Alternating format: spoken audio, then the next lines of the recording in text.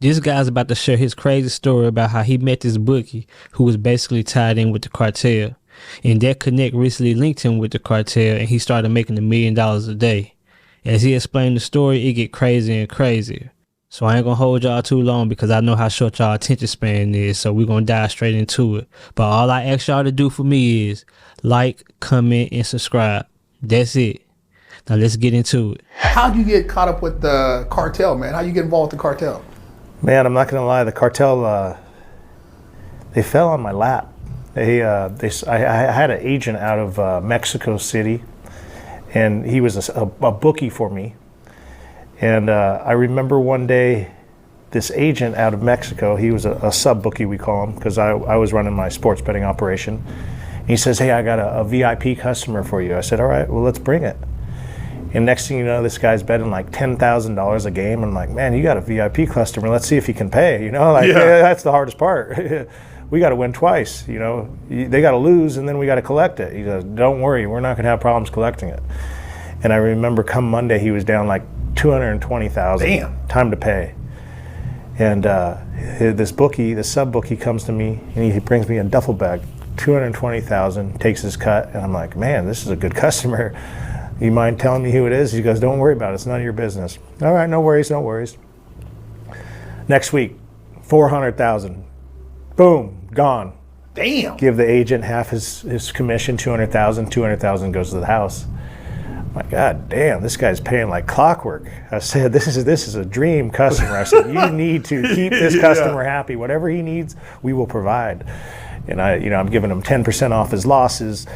$50,000 free play. This guy's just a loser. He can't win, you know. And then finally, week 3 comes around. It's Sunday night.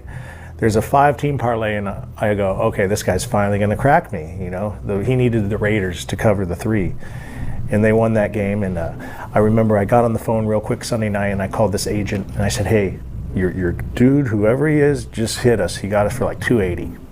I said, "Get your ass over here so I can give you the bag, and I want you to go Monday morning. I want you to pay him like clockwork, like he pays us, because in this business, if you pay someone on Monday, you're the man. Like you run a good operation." So he comes, and I give him that 280. It was 280,000. He goes, "Thanks." I said, "Monday morning, I want you up in his door in Mexico by 8 a.m. Right when he wakes up, I want you to go. Here you go, senor." And sure enough, he paid him on Monday, and fast forward to Tuesday, and I get a message from my sub bookie, and he says, "Hey, my uncle wants to speak to you." I'm like, "Your uncle?" He goes, "That's my customer." He's like, "That's my customer. It's my uncle." I said, what does he want to speak to me for? You're the bookie. He goes, "Oh, he likes how you do business." He says he's never had someone pay him on a Monday like that, and he was very impressed how you work. I'm like, "Oh man." I said, whatever he wants. So next thing you know, he comes down, and this bookie brings me a phone. I'm like, "What the fuck's this?" And it was an encrypted phone. It was a phantom encrypted phone. I'm like, "What am I supposed to do with this?" He goes, "There's no microphone. There's no GPS. All it is an encrypted phone. These things are like $1,000 a month. And my uncle wants to communicate with you on it." And I'm like, man, what did I get myself into? You know, I'm communicating on an encrypted phone. And I remember the guys wrote in English, "Hey, Wedo, I like how you do business. Do you mind helping me out in California?" I'm like, "Helping you out? Sure. What do you need?" Like, I'm ambitious. I'm going to help anybody out I can if there's money involved. He's like, "I got safe houses and stash houses throughout the United States, and sometimes I need to pay people." He says, "I see you work good, and I could tell you have a big organization because you paid me on Monday, and it was just a quick transaction, like it was nothing." He said, "Sometimes I need 100,000 here, $250,000 in North Carolina, sometimes $500,000 in Texas, wherever it may be. I need to pay people, and I need to pay them in cash." I'm thinking, well, I got agents all over, the United States for the bookie business, so it's an easy transaction for me. He's like, "I'll pay you 10% on anything you do." So I'm like, fuck, that's easy. A phone call. "Hey, Johnny, can you drop off $100,000 over here? Hey, Raul, can you drop off $250,000 in North Carolina?" It's like that, and I'm going to make 10%, no brainer. So I start doing that for him, and he's like, "All right, here's your money plus your 10%. Where do you want it?" Like that. I'm like, man, this guy does good business. And then the big question came. He said, "Hey, Wedo, do you think you can pick up $1 million in Texas for me. I'm like, pick up $1 million? Okay, what? I was just dropping off money for you. Now I'm picking it up. He goes, it's my turf. It's my rival turf. It's my rival's turf, he said. I said, oh, fuck. I said, I think I know what kind of business this guy's into. You know, if it's the rivals, okay, I'm thinking to myself, that's the Zetas over there, you know, at the time. And I'm thinking Texas, okay, that makes sense. He says, pick up 100, or pick up $1 million, and I'll give you 100,000. I'm like, that's a no-brainer, you know, I'm 24 years old. So I called my boy Tank, who's an Avalon Crip, and I say, hey, Tank, I got a job for us. I said, go get one of your UFC buddies. I said, we're getting on a private plane, and we're going to go pick up a package. You know, I didn't tell him the amount. I said, I'll pay you $2,000. I'll pay your UFC buddy $2,000. So he calls his buddy Diego. He says, hey, we're going with the boss. We got to go pick up some money. And I called the private plane company, and I said, hey, I need you to pick me up. So he shows up in this King turboprop, and I got Tank and his boy from the UFC, and we're on this private, you know, dual prop plane, and we land in Texas, Browning, Texas. I'll never forget it. And I get there and I message El Jefe, okay, I'm here. He goes, give me 5 minutes.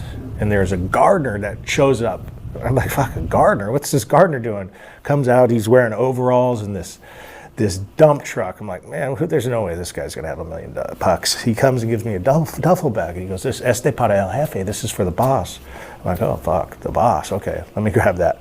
I'm like, am I gonna get like ransacked right now? Or the fucking cartel? Am I gonna get whacked? Like, I don't know who I'm dealing with. So I get on the plane and we fly into the Torrance airport, and I land. I say, hey, El Jefe, I got your package. Where would you like it delivered? He goes, take your 100,000 out and deliver 900 here in Torrance. I was like, boom. 10 minutes later, I said, done. Next day, he messaged me back, Wedo, I like how you work. You do good business. So then he asked me the famous question, the question that cost me, you know, my prison bid. He said, do you know anyone in Australia? I'm thinking to myself, what is this, Australia now? I thought we were in California. Yeah. You don't know Australia?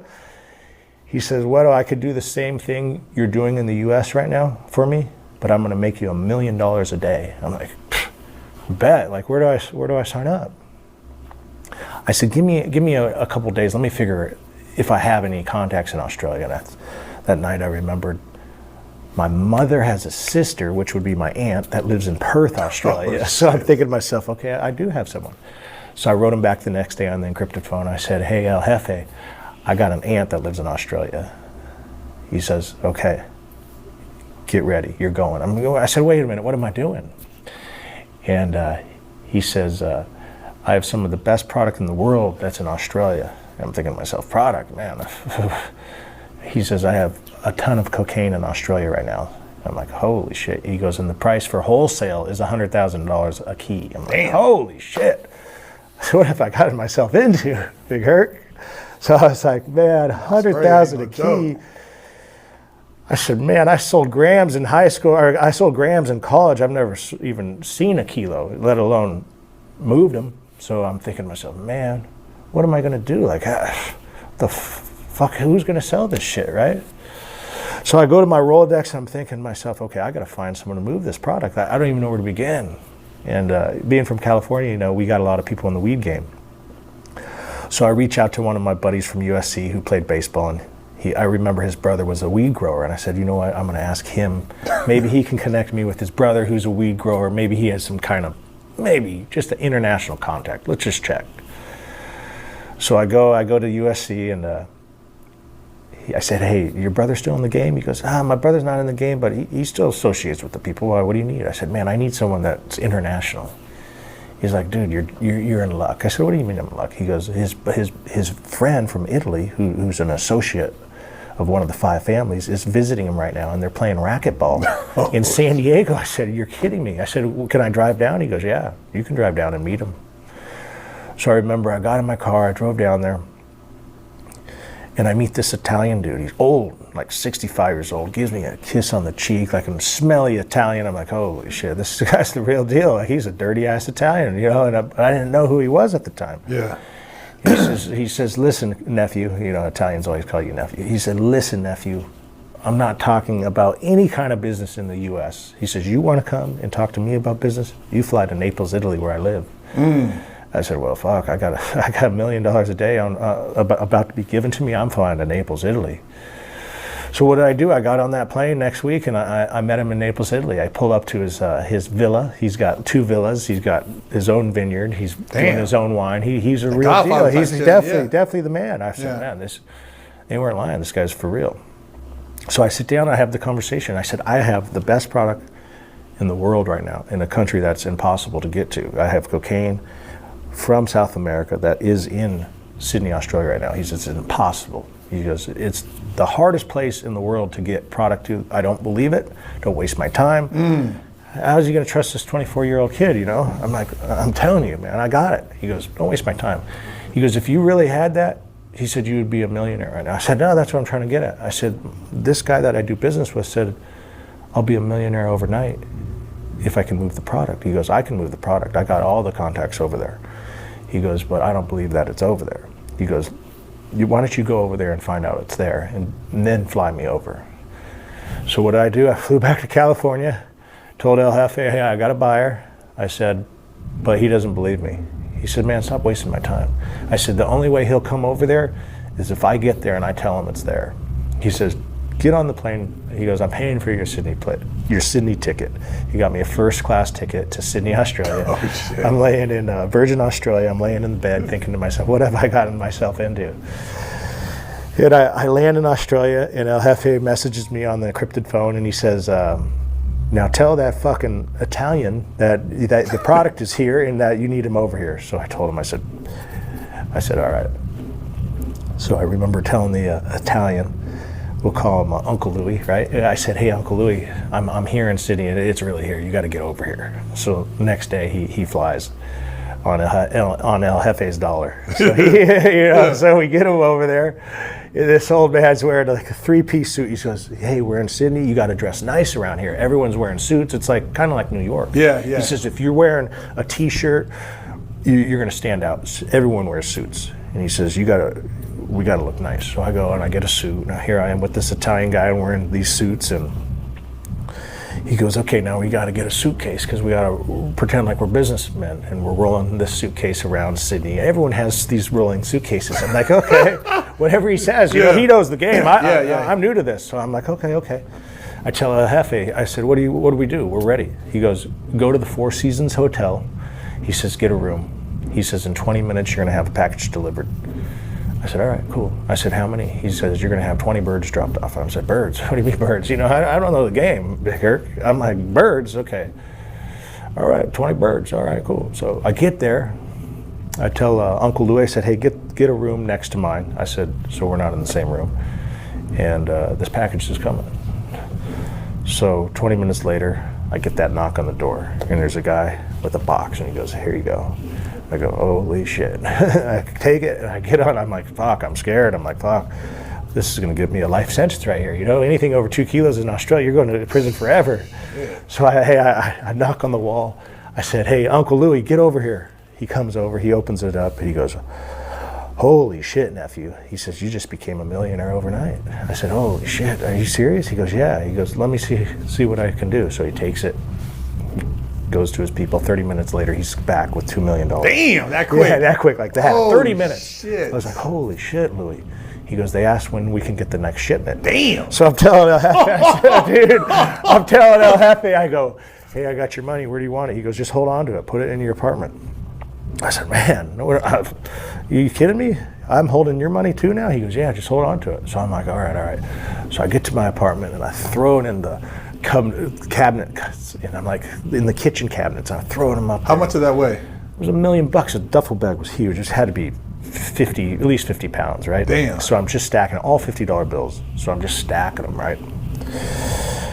And I'm so nervous. I'm like, holy shit, you know, this is just $1 million. And then we did it again. And we did another 20, and we did another 20. Next thing you know, I got $10 million in my apartment complex.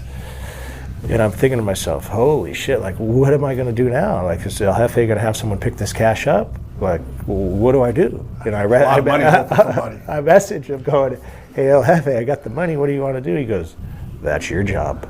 I'm thinking to myself, holy shit, what have I gotten myself into? Like, you can't just get on the plane with this duffel bag and $5 billion. Dang, so now I'm fucking freaking out, Big Herc. I'm like, man, fucking A, I didn't sign up for this part. But now I see why he sent me over here. It makes sense. Get the money out. Yeah, he wanted me to get the money. Money's the hardest part to get out. The cocaine's easy. Yeah. You know, that stuff sells itself. Yeah, but yeah. the money, you know, we didn't have Bitcoin back then. Could you imagine? If we had Bitcoin, I wouldn't be here talking to you today. I'd still be working. You know, so I go, man, what am I going to do? How am I going to get this money out? So I called my accountant back home. I said, hey, man, I got a problem.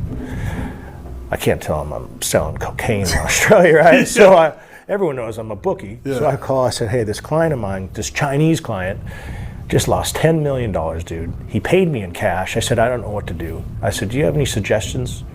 He goes, yeah, I'll fly over. We'll figure it out. He's my accountant, right? He's like, shit, let me get on. Yeah, he wanted a piece of that. I said, you know, I'm willing to pay whatever. I don't care, you know, I'm scared shitless now. Yeah. I got $10 million in my kitchen cabinet. I got some in the dishwasher. I got it in the bedroom. I got it in the attic, in the bathroom. I am fucking shitting bricks. No pun intended.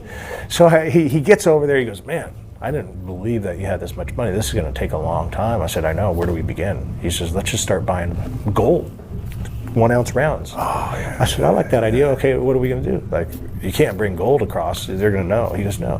What is Australia known for? I said, Australia is known for a few things: kangaroos, Ugg boots. He goes, Ugg boots, famous. You know what an Ugg boot is, right? Yeah. Sound like an Ugg boot. He goes, we're going to buy Ugg boots. He says, we're going to take the soles out of the Ugg boots, and we're going to glue the gold coins on the bottom. You can fit 4 gold 1 ounce rounds in each sole. So that's 8 coins. That's like, at the time, $16,000. And he says, we're going to just start shipping them. He says, what we'll do is we'll start shipping them to our girlfriends, our wives, our buddies from college, whoever. Everyone's getting Ugg boots. Ugg boots, right? Wow. I'm thinking, man, this is going to take forever. I said, isn't there a faster way? I said, shit. He goes, yeah, there's a faster way. He says, now we're going to take the Australian dollar and we're going to go purchase euros. They make a $500 euro note, which at the time was like $750. So every day we'd take 50,000, and we had a team of like 4 guys. His brother was there, his father-in-law was there. And we're around the whole town. We each take 50,000, so that's 200,000 a day, and we're buying these euro notes. So we start putting these $500 euro notes in these comic books, and we're putting them in. And we're filling like 20,000 each comic book, and we're vacuum sealing it, and then we're putting it in at the time eBay was big, so we put it in eBay. Put an eBay sticker like it's coming from Australia, and we send them. Dude, we had 100% return rate. Not one of them got picked off. So it's working, but it's so slow, big. We're talking like it's so much work. We got a 4-man crew of squares, you might have. We got an accountant, guy from USC, a fire captain. Like, we're talking squares here, okay? So I'm like, man, this is taking way too long. So I stayed in this girl who's from Mexico. I said, hey, do you have any contacts? I said, man, I am in a bind right now. She's like, what's the problem? I said, I got all this money, and this gambler lost all this money, and I don't know how to get it out of the country. She goes, why don't you use the casinos? I said, the casinos? She goes, yeah. Get like a high roller to come and just. I said, do you have anybody? She goes, I got the perfect guy. His name's Robin Hood. I said, yeah, what does he do? He's a professional blackjack player. He's a high roller in Vegas. They call him Robin Hood 702. I mean, this is perfect. I said, what do I need to do? She's like, well, you need to fly back to California to meet him. So I'm like, fuck it. I told the guys, hey, you guys keep doing your thing with the coins, the euro notes. And I said, I'm flying back to California. I'm meeting Robin Hood 702. And they're like, all right, whatever you got going, go. So I get to California, and I remember going to the Santa Monica Fairmount. It's a hotel right on. I know exactly where I've been there. I know what you're talking about. Yeah. So it's right on Ocean Boulevard, right there in Wilshire. And I get there, and I meet this Robin Hood. He has his hat down, and he looks paranoid, man. I go, hey, man, I went by the name Junior. I go, I'm Junior. He goes, I'm Robin Hood. He wouldn't tell me his name. I said, nice to meet you, Robin Hood. I said, this is the situation. I gave him the situation. I got a gambler that just lost $10 million. I got to get the money out of of the fucking country. I have no other way to get it. This girl I'm dating says that you're the man. He goes, yeah, I'm a high roller. What are you thinking? I said, well, I got like $1.5 million in a suitcase just waiting for you. You want to just try it? A little trial and error? He goes, yeah. He goes, I'm going to charge you 25%. Who cares, right? We're making so much money. Who cares about the 25%? If he can do it, let's do it. I said, 25, you got a deal. I shook on it. He goes, there's more to it. I want a first class ticket to Australia. I want a to-me luggage so I can put the money in the to-me luggage. And he goes, I want the penthouse at the Four Seasons. I'm like, God damn, like this guy, he knows what he's doing. He must be a pro, right? Like if he's asking all these requests, he knows what he's doing. So I'm like, all right, got you. Paying for all this stuff. 2 days later, he's in Sydney, Australia. I'm there waiting. Bring him the suitcase, 1.5 million. I go, there you go, have at it. 48 hours later, I get a call, and he's in Las Vegas.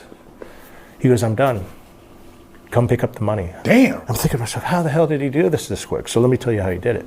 He took the 1.5 million. His casino host from Las Vegas called the casino host in Sydney, Australia, and said, hey, I got a high roller coming in, and he wants to gamble some of his cash. So this high roller shows up to the Star Casino, puts his 1.5 million cash on the table and goes, let's run it. He plays a couple hours, and then he says, you know what, I'm not feeling it. You know what, cash me out. So they take the chips, and he goes to the cage. He says, cash me out. They give him a check, 1.5 million, baby. So he takes that check. He flies to Australia, or flies to Los Angeles, where he's this high roller. Red carpet's laid out. Mr. Cipriani, nice to meet you. Good to see you again. He takes his check. Guess what? They give him the chips, and after that, it's the game's over. He's got the chips. He can turn them into cash anytime. And back then, it was easy. So he calls me. He says, hey, I have the 1.5 million minus my 25%. Come pick it up. So I'm calling everyone. I'm calling my girlfriend. I'm calling my dad. I said, hey, go pick up this cash for me. I said, this guy's a gambling customer of mine. You can't tell everyone what's going on. So I'm like keeping secrets with everybody. Like, this gambling customer has some cash in mine. Can you pick it up? I got my dad involved. Fuck, what was I thinking? Got my girlfriend involved. What was I thinking? Like, those are the two people you need to protect. Yeah. But I was so fucking desperate. I didn't care, man. I had all this money.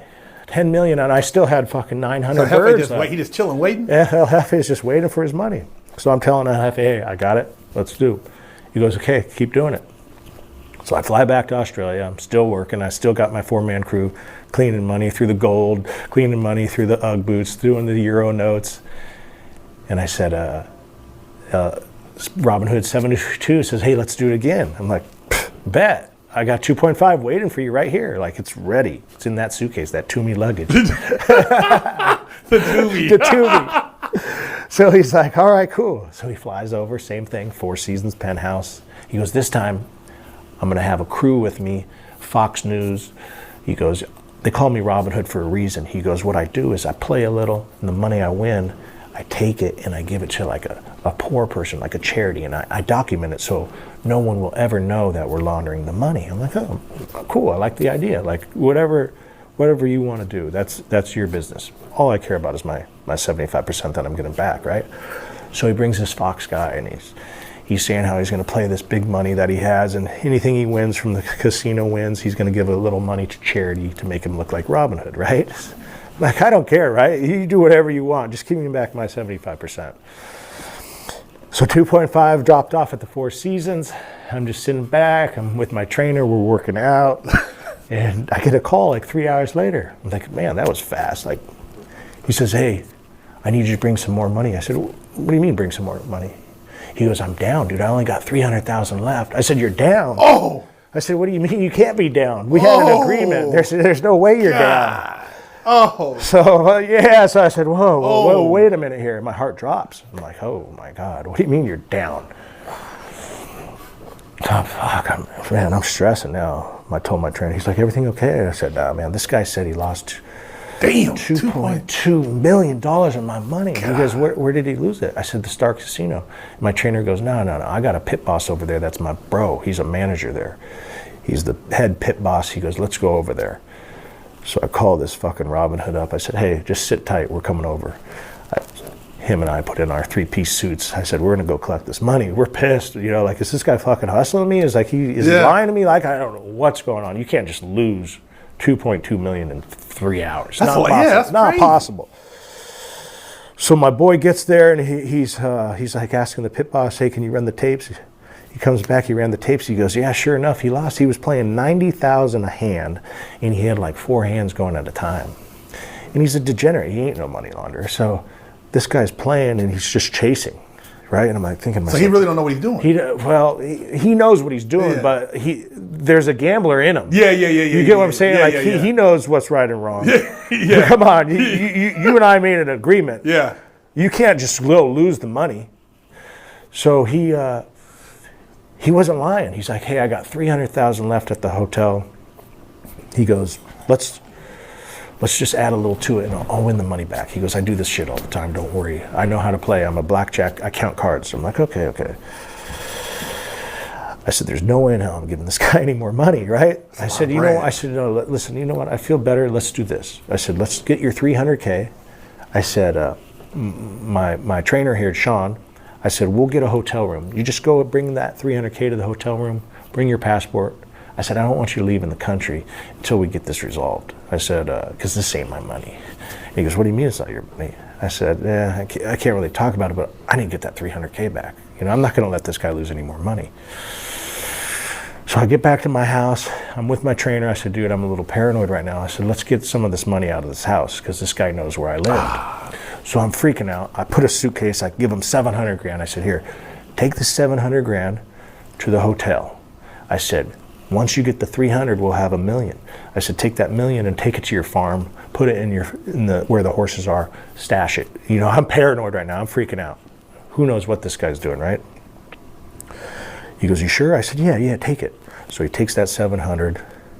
He gets to the hotel, and the cops are waiting. I'm like, the cops are waiting. You know, I don't know any of this. You know, for hours and hours later, there's 4 cops waiting. They said, we got a call from an American saying there's a gun in the hotel room, and we need to check your bag, sir. They check his bag. There's not a gun, but there's 700. Oh my God. So now I just lost 2.5 and 700,000, not of my money, but the cartel's money. So I'm in the whole 3.2 million, Big Hurt, and I don't know it yet. Because I'm still thinking, okay. Who called? The blackjack dude? Yeah, the blackjack guy. He Robin called. Hood. Yeah, he called. Damn, why he just didn't take dude with him So he called. instead of letting him go get the money by himself? I would have went with him or something. Like, I'm thinking my personal damn, man, it's crazy. Answering the phone, I'm going, oh, this motherfucker got me too. I'm calling. Finally, 6 hours later, I get a call from the New South Wales Police Department. And, hi, Mr. Junior DeLuca. Would you like to come into the New South Wales police station? I was like, police station? I said, I don't know what you're talking about. We just picked off 700,000. I was like, holy shit. I said, holy shit. She goes, we need you to come in. I said, I ain't coming in. I mean, Shit, I'm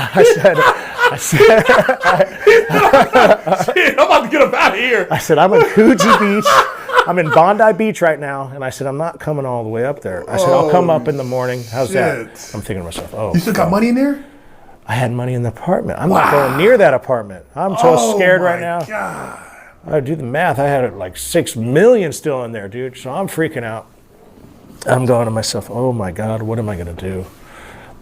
Everywhere in Australia, there's cameras everywhere. They can watch one camera. So you leave, go. So I had to, yeah, they could see everything. So I already know these guys are going to be hitting my house. And I'm like, okay, what do? I got to get out of the fucking country. Like, they know me as Junior DeLuca. How long until they're going to know it's really Owen Hansen? So I'm like, man. So Sean, the personal trainer / security guard of mine, finally gets released. And he's like, dude, I told him it's your money, but you're investing in my business. I'm like, oh man, I got to get out of the country. They're going to start putting the pieces together. We don't know what this gambler's doing. He's probably singing like a canary. God. So I'm like, oh, fuck. I said, what do we do? He says, well, I think we could get the money back. I'm like, how are we going to get it back? He goes, it's legitimate money. He goes, you were going to invest in my business. I'm like, man, I don't know about all this. He says, I got a guy that can get us a good lawyer. A good lawyer? I said, what do you mean a good lawyer? He's a little crooked, but he'll get the money back. So I'm thinking, okay, let's try it before I get out of here, right? So I talked to this lawyer named Michael Croak, and he's like, oh, mate, no problem. We get that money back, no problem. He goes, I'll pay off some barristers, I'll keep 350, you keep 350. I'm like, at this point, listen, hey, Big Herc, at this point, I don't care. I'll take any money I can get because it's just going to take off with that money I owe. So I'm like, okay, well, do whatever you can. You're the lawyer. You're like, you know what you're doing. So he says, okay, I'll make it happen. Fast forward, I get the fuck out of fucking Sydney, Australia, and now I get to California. And guess what? El Jefe's messaged me. Hey, what's going on with the money? I need some money dropped off. Man, I've never even met this guy. How am I going to tell him? I can't tell this guy on an encrypted phone that I lost his money. Like, I can't. There's no way. So like, the $6 million is still in Australia? We think. We don't know. Because remember, they know where the house is. Oh, the black yeah, dude. yeah. Oh. So that's the problem. So God. in my mind, it's gone, right? I'm thinking, okay, there's no way I'm going to get to it. So I have no contacts in Australia. I can't tell people where it's at. I can't tell people to go in there. The people that are working for me, I can't tell them where it's at. I just don't feel comfortable. The whole situation is a bad situation, right? I'm just thinking to myself, okay, I can't go to Australia. What am I going to do? Okay, fuck it. I got to go talk to El Jefe, man. He's not going to believe me. So I tell El Jefe, I said, man, I think I need to see you in person. I said, there's some money that's been lost. And I said, but I need to talk to you. Like, I'm not going to just tell this guy how it happened. It doesn't look good. No, not on text. It looks like it's first of all, it looks like I'm bullshitting. You know, how you lost my money, it just doesn't happen like that. You just don't give someone that much money and then all of a sudden you lose it. So I'm like, can I meet you? He's like, yeah, you can meet me. Meet me in Tijuana. So I said, okay. It was a Monday, I remember. And he says, meet me at 1 p.m. He says, cross the bridge. He says, right when you cross the bridge, there's going to be a McDonald's right there. And he says, I'll have my workers pick you up. I'm like, okay, I'm going to get fucking killed, right? Like, okay, like this is it. This is it, Big Herc, I'm done. So I cross that border, I get to the McDonald's, I said, I'm here. Boom. Bulletproof, what was it, a Cadillac Escalade, pulls up, rolls down the window, and says, Wedo, get in the car. I get in the car, and then I look back, and there's 2 Sicarios with fucking AK-47s in the back. I'm like, oh man, this is where they're just going to just kill me right here. You know, I'm thinking to myself, it's over. And they pull in, we pass the Tijuana airport, and there's like this entourage. Boom. El Jefe's in one of the cars. Bulletproof Hummers, like 3 of them, matte black. I'm like, holy shit. They're on the radio speaking Spanish. And we go to this town called Puerto Nuevo, which is a little lobster town right past Rosarito. And we get there, and I said, oh my gosh, like, what do I do, man? So we get to this town, and it's just deserted. We get to Puerto Nuevo number 1, and the guy has the whole restaurant closed. It's just for him. He's got like 6 Sicarios that are sitting at the table. He's got 4 of them that are standing up. I'm like, oh fuck, this is it. Like, how am I going to tell this guy that I lost his money? So I sit down there, and I had to tell him the story, right? I said, I had this gambler, he did great, 1.5, you see how quick we got that money? I said, then he came back, then he lost to 2.5, and the same time to 7. He's like, what, 3.2 million? And I'm like, is this guy going to believe me? You know, I'm drinking these margaritas, like, fuck.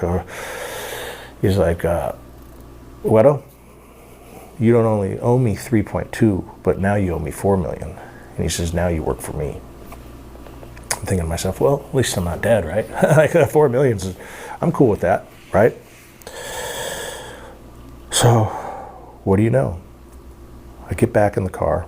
I said, well, I'm alive, right? You know, I'm thinking to myself, well, at least I'm alive, right? I got that going for me. And he messaged me and says, hey, let's let stuff cool down for a minute, because this Robin Hood, he goes, I don't trust him. So he says, you're going to take off 2 years. He says, you're going to run your sports betting business just the way you're running it. He says, I don't want you doing anything with drugs. I don't want you communicating with this guy. I don't want you to do anything but stick with the sports betting, because I want, if the feds are watching you, they're going to see the sports betting. So that's what I did. I went every day. I'd go see my sports betting clients. I'd be playing golf. I'd be seeing my sports betting clients. And then fast forward 2 years later, we're at 2013. And El Jefe goes, you ready? Oh, yeah, like on a tee. Like to a tee. Yeah. Dude, I said, man, I said, am I ready? I said, yeah, I'm ready. I got 4 million on my forehead. Right? So I'm thinking to myself, okay. So the department, whatever happened, you don't. Department's. I'm still thinking it's okay, right? But I can't get in there. Come to find out, the feds got that too. They came in, they got the apartment. The Robin Hood told them where I lived. So this whole time I'm like, oh man. So now I got to tell them, hey, I can't even. And plus, Big Kirk, the worst part about it is I got 800 birds right now that are just sitting over there waiting for me to move. My idea was I was going to make that 100 million and be done, retire. Wow. So this whole thing, 100 million. That was it, Herc. We were going to be in Costa Rica. We were going to be playing golf every day and just retired, right? Damn. It was the perfect escape, But this fucking Robin Hood came into my life. That dude, man. He cost me my fucking freedom, man. So guess what? El Jefe said, hey, you're not using my route. You got to figure out a way to get my product into the country now. From Australia? Yeah, I have to now figure out the way. Because he already sent his people to move. It's hard enough getting it over there. Yeah, he already had a crew that picked up the rest and made their money over there. So I'm like, oh, fuck. He goes, now you got to figure out the way because I'm not going to burn my route. You got to figure it out. I'm like, man, Kirk, I don't even know where to begin, man. So for 3 months, I'm stressing. I'm calling my contacts in Australia. They're like, hey, don't come to Australia. You're hot. He goes, this lawyer's going to get this money back. Don't worry, blah, blah, blah. He says, you want to meet? Let's meet in Fiji. So I meet this kingpin that's moving this work in Australia, and he meets me in Fiji. And we're sitting there, and I'm like, dude, what are we going to do? Like, I got to get it in the country. This is what my boss is saying. And we're drinking this white wine, right? And I'm drinking it. And I take that wine. I said, I got it. We're going to put it in wine bottles. Napa Valley. Everyone knows Napa Valley. It's famous. He goes, what do you mean? I said, we'll take absolute 150 proof Everclear vodka. I said, I know we can break it down and we'll funnel all the wine back in the bottles and we'll use these dark bottles. So when you go like that, it just looks like a white wine liquid. He goes, well, I got a chemist in Australia that can bring it back. I said, that's what we're going to do. So I got home, I called LFA, I told him on the cryptophone, I said, I figured it out. My partner in Australia said he can bring it back from liquid to solid. I said, we'll take this Everclear 150 proof, we'll break it down, we'll take that cocaine, that's the kilo. I said, let's just do 10 the first round. We'll break it down in the bathtub. So I'm in my construction site and I'm taking it in this fucking spoon and I'm breaking this cocaine down, man. I'm breaking that shit down. In the liquid? In the liquid. And I got this Everclear alcohol just breaking it down. It's just evaporating. It's turning into, the cocaine's turning into liquid. And I'm watching it and it's just, I'm keep mixing it. It goes from cream to liquid. I'm thinking, okay, this is gonna work. So I take all my wine bottles. I got 2 cases, 24 bottles. And I got these funnels and I'm funneling all the wine back in, which is now cocaine, straight cocaine, liquid cocaine. And I'm funneling it back in. I'm wiping down the bottles. I'm cleaning them so the dogs don't smell. And then I'm putting corks in all of them. And I'm taking this red candle and I'm just melting it over the wine bottle. So it looks like like it's the real deal. I put it back in the Napa Valley wine boxes. And I called my runner. I said, hey, I need you to drive to Napa Valley today. He goes, what the fuck? I said, you need to send these 2 bottles or 2 cases of wine to Australia for my buddy. So he comes over. He goes, this is kind of a weird job, boss. Sending wine? I said, go to Napa. So he takes the wine. He puts it in the Napa company's box. He puts the FedEx label. And we put it as a promo of Napa Valley wine. And we send it to a bar in Australia. And I'm telling my people over there, I said, hey, we're sending it, man. Get ready. Boom, gets to customs, clears customs, touchdown. I said, holy shit, touchdown, baby. It worked. Oh, shit. So we had, I think, let's do the math. The second, let's see, it was 10 that kilos. Was $1 million right there. Yeah, 10 kilos. But remember, only half of it's mine. Yeah. And then I got to work out the deal over there. So these guys now, they're like, okay, well, if we're catching it and we're cleaning your money, so by the time it came down, I think I made like 250 on each time I would send, 250 grand. So it's going to take a while. And then next thing you know, the guy started taxing us. That was bringing the coke back to the solid. We were getting 95. He's seeing like he sees all the money. Yeah. He's just a chemist, so he's seeing all this money, and it was 95%. It would come back. So out of every 5 kilos was 5,000 grams. We were getting 4,500 grams back, which is 95%. Yeah. So it's good high heat cocaine. And everyone's seeing money now. I'm like, man, everyone's just counting that money, and I'm like, man, this guy wants more money now. I can't afford to keep sending it through wine. So I had to figure out another route. So my next route was chocolates. I had some fraternity brothers that I knew from USC that owned a export-import business, and all they dealt with was candy coming in from the UK, all chocolates. And they had a warehouse, 20,000 square foot warehouse full of pallets of chocolates. Pallets.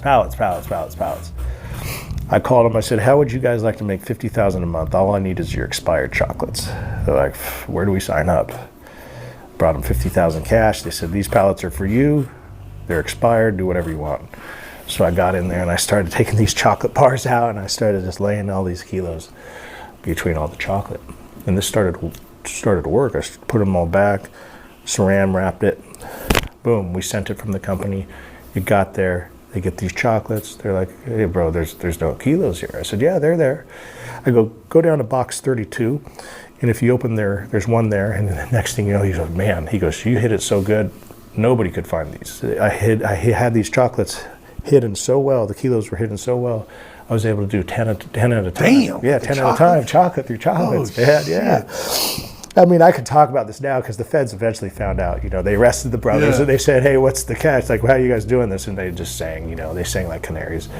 And everybody told on me. Just like the wine, I can tell you now, because my contractor that was helping with me, he told the feds, and he said, hey, this is how Owen was doing it. Yeah. Giving him game. And then he hung himself. You know, it's like, come on, man. Like, you're going to tell on your partner here, then you're going to hang yourself. If you're going to tell him, at least live it up, man. Fuck. Yeah. At least stay alive. Yeah. Right? So it was a tragedy, you know, losing my contractor and my mentor as a child. But that's how it happened, dude. In about 2 weeks before my arrest, I paid back the cartel. Oh, shit. I had that marker off my head. Wow. And the $1 million question, El Jefe said, hey, Wedo, what do you want to do? I said, I'm like, hey, I want to get ahead now. I want to make a little money, right? I've been making you all the money. I said, I want to fucking work. So I kept working, and I was dealing with these money launderers that my contacts in Australia had introduced me to, and they're handling all my transactions. They're cleaning the money for like 10%. These guys were moving like $1 million a week for me over there. And I'm golfing with them and fucking popping Viking and drinking shots of tequila. I'm snorting lines of coke. I'm fucking partying with these dudes, right? I got this meeting on the golf course at 7 a.m. to do another transfer with these guys. And I remember I pulled up to this golf course in Carlsbad, San Diego, and it's like 7 in the morning, and I get a message on the encrypted phone, and it's this money launderer. He's like, hey, where you at, man? I'm in the clubhouse, let's go. Our tea time's in 10 minutes. I'm like, okay. So I pull up my Porsche Panamera, I park it, I get out of my car. My caddy comes, hey, Mr. Hanson, welcome. I said, my golf clubs are in the back. I grab my money bag. You know, I got like 50 grand to go gamble. I got my 3 encrypted phones. I got my personal. I grab it. As soon as I take that money bag and I turn around, I got 15 undercover agents pop out of the bushes. I got a helicopter. Wow. And I was like, oh, fuck, man. I said, hey, Big Herc, the whole time I'm hoping this is just for the gambling, right? I'm thinking gambling. Okay, that's all I care about. They handcuffed me, they put me in this car, and I'm like, fuck, where are we going, you know? We're going to go to the FBI/DEA Carlsbad facility. We'll talk to you in there. And then I'm just like listening, right? I'm in this daze. And I hear this Australian accent. And when I heard that Australian accent, I said, that's it, my life's over. I said, that is it, I'm done. And they said, mate, you remember me? I said, mate, I don't remember you, but this is where you talk to my lawyer. And I just said, that's it. They were so disappointed. They were hoping I would be able to talk to them because, you know, that's what they want. They want you to tell on yourself. And I knew from the get-go, I've been in this game, in the bookmaking business, and I've all these old school bookies say, hey, make sure you have your lawyer on deck, and anytime anything ever happens, if you get arrested, don't say a word. He says, the first thing you say is, you need to speak to my lawyer. And I shot them down, and they were so pissed. These guys came from Australia thinking I'd sing like a canary, get up everybody. And I said, no, you guys need to speak to my lawyer. And I remember when my lawyer saw me in San Diego, I was at the MDC building, And he said, that was the best thing you've ever done. He says, that saved you. He says, because now we can work our magic with this case. And that's what we did, man. We did our thing. Oh. Yeah, so it was a struggle, man, but we're here and it happened, and I'm just happy to be alive. Man, now y'all cannot tell me this wasn't a crazy ass story, man. A good ass story at that. If y'all like stories like these, drop it down in the comments so I can find more stories like this and we can chop it up in the comments.